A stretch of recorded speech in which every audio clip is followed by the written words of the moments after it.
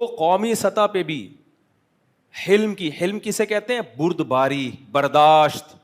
ہم یہ نہیں کہہ رہے کہ لوگوں کو اجازت دے دو کہ نبی کی توہین کریں، نا نا نا نا نا بھائی. توہین کا دعویٰ کرنے میں آپ جلد بازی مت کریں، اگلے کو ایکسپلینیشن کا موقع دیں. آپ اس کو موقع تو دیں کہ کیا بولنا چاہ رہا تھا، منہ سے کیا نکل گیا.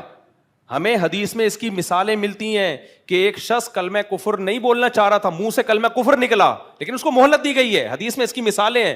ایک مثال تو اس وقت فوری طور پہ میرے ذہن میں ہے. نبی صلی اللہ علیہ وسلم نے فرمایا پچھلی امتوں میں ایک شخص کا جانور گم ہو گیا.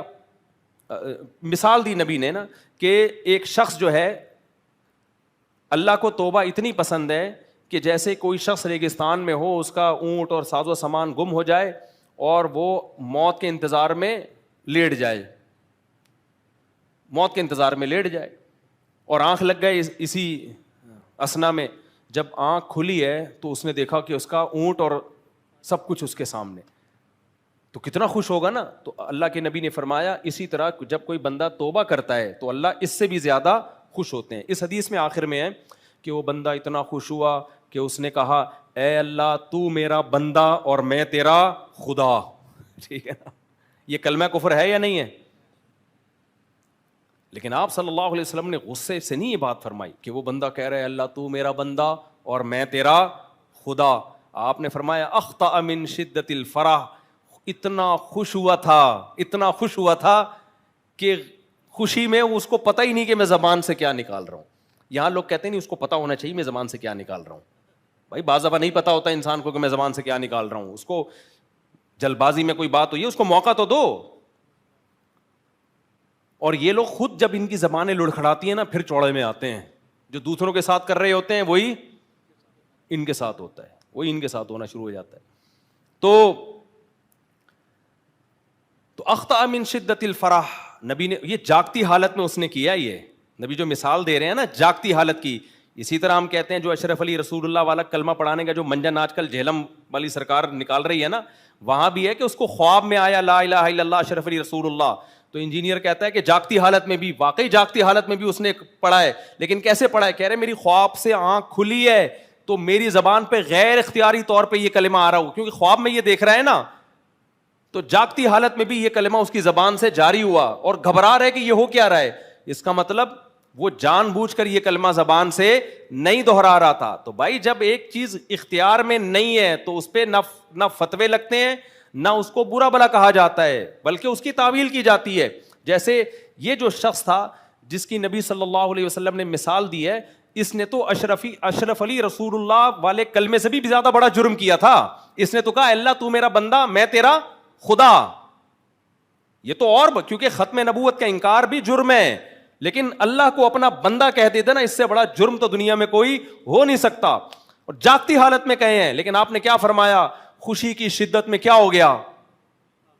زبان سے یہ الفاظ. کیا مطلب؟ اختیار سے نہیں. تو جس شخص نے جاگتی حالت میں اشرفی رسول اللہ پڑھا ہے نا، اس کے آپ پورا پیج پڑھیں اس کی سوانے کا، وہ کہہ رہا ہے میں نے جان کر یہ کلمے نہیں پڑھے ہیں، غیر اختیاری میری زبان سے جاری ہوا ہے. کیونکہ جو آدمی خواب میں جو چیز دیکھ رہا ہوتا ہے وہی کیا آ جاتی ہے اس کی زبان پہ، اور گھبرا بھی رہا ہے. اگر اپنے اختیار سے اس نے پڑھا ہوتا تو گھبراتا کیوں؟ وہ آ کے ان کو بتاتا کیوں کہ حضرت یہ کیا ہوا میرے ساتھ؟ پھر اس کی تعویل کی. لیکن انجینئر علی مرزا کو 4 سال سے ہم یہ بات سمجھا رہے ہیں اور اس کمبخت کو سمجھ میں بھی آ رہی ہے، لیکن رجوع نہیں کر رہا کیونکہ انتہائی ڈھیٹ آدمی ہے.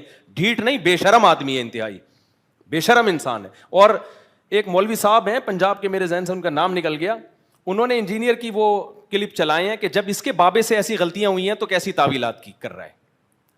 اس کے بابے سے بھی غلطیاں ہوئی ہیں جن کو اپنا بابا مانتا ہے، تو پھر دیکھو کیسا گھماتا ہے بات کو. تو اس میں میں انشاءاللہ بھی کلپ ریکارڈ کرواؤں گا، یہ تو پھر بیچ میں بات آ گئی. تو خیر،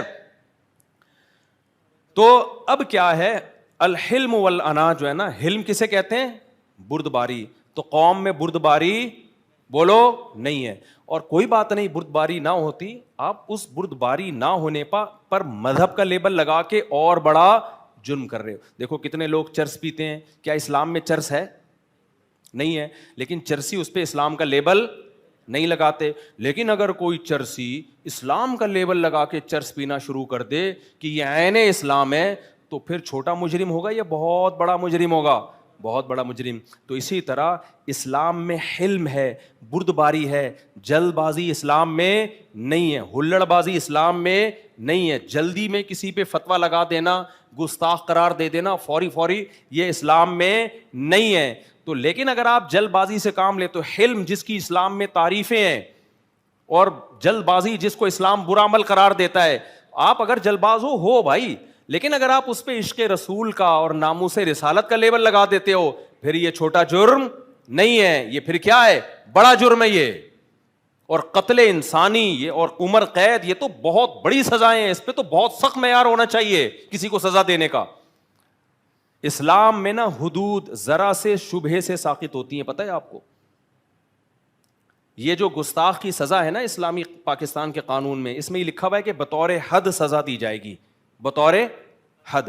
اور حد کے بارے میں پوری امت کا اجماع ہے, جب تک جرم یقینی 100% بالکل بے غبار طریقے سے ثابت نہیں ہوتا اس وقت تک سزا نہیں دی جا سکتی. اس کی میں چند مثالیں دیتا ہوں, کیونکہ یہ جو قرآن میں نے آیت پڑھی ہے نا, یہ جب تک میں مثالیں نہیں دوں گا تو آپ کو کیسے پتا چلے گا کہ ہم اس آیت کا اپنی سوسائٹی میں کیسے انکار کر رہے ہیں.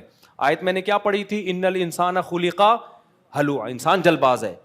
تو اللہ برائی کے طور پہ بیان کر رہے ہیں کہ جلد بازی کو چھوڑو تم. تو میں اس کی مثالیں جب تک نہیں دوں گا, لوگ مجھ پہ الزام لگا رہے ہوتے ہیں مصعب آیت لے کے چلے اور مثالیں توہین رسالت کی اور ناموس رسالت کی اور فلانے کی اور ڈمکانے کی, درس تو ہو نہیں رہا.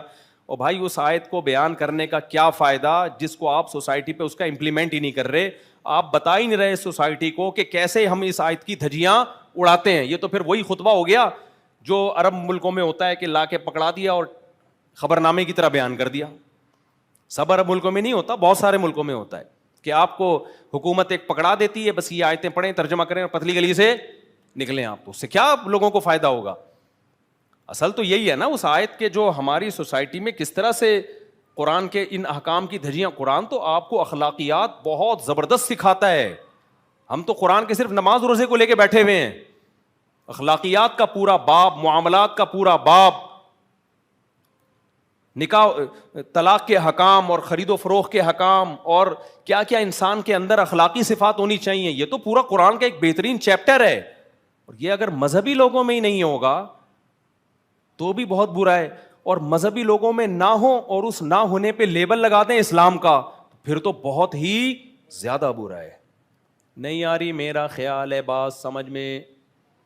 بہت مشکل ہے میرے بھائی, بہت مشکل.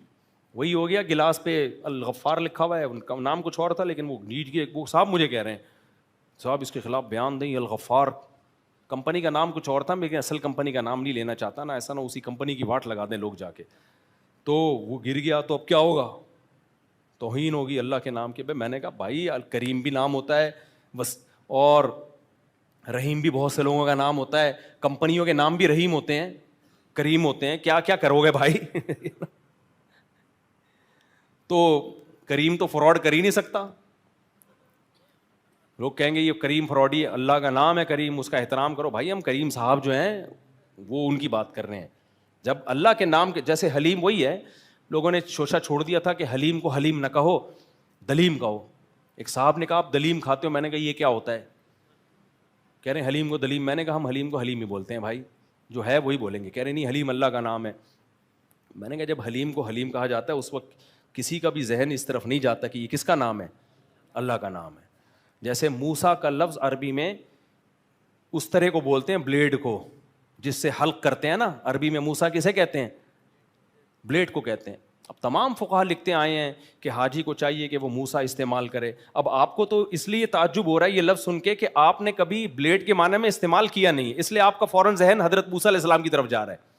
لیکن اگر آپ عربی جانتے ہیں تو ہم تو صبح و شام فقہ کی کتابوں میں یہ لفظ پڑھتے ہیں, ہم میں سے کسی کا ذہن بھی اس موقع پر موسیٰ علیہ السلام کی طرف نہیں جاتا. اجرائے موسیٰ کہتے ہیں جو آدمی پہلے سے جس کے سر پہ بال ہی نہ ہو وہ حلق کیسے کرائے گا, تو بھی اجرائی موسیٰ, وہ کہتے ہیں وہ موسیٰ اپنے سر پہ یوں گھمائے تو احرام سے باہر نکل آئے گا. اب آپ نے اگر اس پہ توہین کے فتوے لگائے تو بھائی پھر تو سینکڑوں محدثین فقہا سارے گستاخ رسول سب کو عمر قید کی سزا. کب تک چھپو گے پیڑوں کی آڑ میں, کبھی تو ملو گے لنڈا بازار میں. تو عالم وہ ہوتا ہے جو فتویٰ دینے سے پہلے اس کے تمام پہلوؤں پہ غور کرے. گستاخی کا اچھا ایک اور بات آ گئی ہے, آج کل ڈاکوؤں کی تصویریں لوگ فیس بک پہ ڈال رہے ہیں. بھائی یہ کام چھوڑ دو. بے گناہ لوگوں کی تصویریں بھی ڈال دیتے ہیں. تصویر بہت دفعہ جب تک کسی انسان کو نہ دیکھا جائے نا, اس وقت تک اس کی شکل انسان کے ذہن میں نہیں بیٹھتی ہے. آپ نے ڈاکو کی تصویر ڈال دی, آپ کو 100 دفعہ تھوڑی کوئی تصویر دیکھا گا. اس جیسے 20 لوگ ہیں, بہت سے لوگ اس جیسے لگ رہے ہوتے ہیں, کوئی بھی اپنا غصہ نکال سکتا ہے. لیکن جہاں تصویر آئی بغیر تحقیق کے, دیکھا نہیں کہ یہ سچی مچی کا ڈاکو ہے بھی کہ نہیں ہے, ایسا تو نہیں اسی شکل کا آدمی ہے. ٹوئنس کے ساتھ تو ایسا بہت ہوتا ہے, قرضہ ایک نے کھایا ہوتا ہے پٹتا دوسرا ہے, بہت ہوا ہے ٹوئنس کے ساتھ. تو ایسا ہوا بھی ایک بے گناہ آدمی کے ساتھ, ڈاکو کے طور پہ اس کی تصویر ڈال دی, وہ تھا نہیں ڈاکو, ڈاکو جیسا لگ رہا تھا, وہ بدنام ہو گیا سوسائٹی میں. کیا پاگلوں والی حرکتیں ہیں یار. آپ فیس بک پہ تصویر ڈالنے سے پہلے 100 دفعہ سوچو اس کے سائڈ افیکٹ کیا ہوں گے. لیکن وہی ہے جلد بازی, حلم نہیں ہے حلم. تو حلم کہتے ہیں برداشت. تو آپ صلی اللہ علیہ وسلم نے ان صحابی سے فرمایا, ان فیک خصلتین, تمہارے اندر 2 خوبیاں ہیں. ایک الحلم. ایک اور مولوی صاحب کا واقعہ ہے, وہ بیان کرتے ہوئے زبان سے ان سے گستاخی ہو گئی, اس لیے کہ ان کو اردو صحیح نہیں آتی تھی. پبلک نے پکڑ کے جان سے ہی مار دیا. حالانکہ یار اس کی داڑھی ہے, وہ نمازی آدمی ہے. عقل کیا کہتی ہے, ایسا آدمی پاکستان جیسے ملک میں بھرے مجمع میں نبی کی گستاخی کر سکتا ہے؟ وہ پاگل ہے. اس کو موقع تو دو یار. زبان نہیں آتی آپ کو. ڈاکٹر ذاکر نائک پہ چلا دیا تھا نا انہوں نے نبی کو, کچھ ایسا مردہ کے لفظ کو استعمال کر لیا تھا. اس کی اردو کمزور ہے. لوگ جواب میں کہہ رہے ہیں جب اردو نہیں آتی صحیح طرح تو بول کیوں رہے ہو. بھائی یہ کہنے کی باتیں ہوتی ہیں. انسان بعض دفعہ کسی اور زبان میں اپنی بات کو ایکسپلین کرتا ہے, اس سے غلطیاں ہوتی ہیں, اس کو موقع دیا جاتا ہے. اچھا یہ بھی ایک بڑی مصیبت ہے ہماری قوم میں. انگریزوں میں ہم نے دیکھا ہے, آپ غلط انگلش بولو گے نا وہ اپریشیٹ کرے گا آپ کو, کبھی مذاق نہیں اڑائے گا. اردو اسپیکنگ میں ہم نے دیکھا ہے کہ کوئی دوسری زبان کا غلط اردو بول رہا ہے, اس کا مذاق اڑانا شروع کر دیتے ہیں. وہیں یار وہ آپ کی زبان بول رہا ہے, آپ اس کو اپریشیٹ کرو کہ چلو یار اس کی مادری زبان نہیں ہے لیکن وہ آپ کی زبان کو عزت دے رہا ہے, کہ اس کا مذاق اڑاتے ہیں. یہ مذکر کو مؤنث بول رہا ہے, یہ مؤنث کو مذکر بول رہا ہے, یہ ایسے بول رہا ہے, یہ یوں بول رہا ہے. یہ ہے سینس, ٹھیک ہے نا. یہ بھی جلد بازی ہے. گوروں میں یہ خوبی ہے, آپ غلط انگلش بولو, کبھی میں نے نہیں دیکھا, میں تو سفر کیا ہے نا, کبھی مذاق نہیں اڑائیں گے, آپ کو بولنے دیں گے, بلکہ اپریشیٹ کریں گے. ویل ڈن ویل ڈن, بہت اچھی انگلش. غلط بول رہا ہوتا ہے آدمی, غلط بول رہا ہوتا ہے, لیکن ویل ڈن اپریشیٹ کریں گے. کیوں؟ ان کو خوشی ہوتی ہے یار ہماری زبان ترقی کر رہی ہے. ان کو پتا ہے یار جس کی مدر لینگویج انگلش نہیں ہے وہ صحیح نہیں بول سکتے. 4 لفظ بھی بول رہے ہیں تو ترقی ہماری زبان کو, ہمیں عزت مل رہی ہے. اور ہم کیا کر رہے ہوتے ہیں, کوئی غلط اردو بول رہا ہے بیچارہ, سیکھ رہا ہے, اس کا مذاق اڑانا. وہ پھر کہتا ہے یار میں نہیں بولوں گا.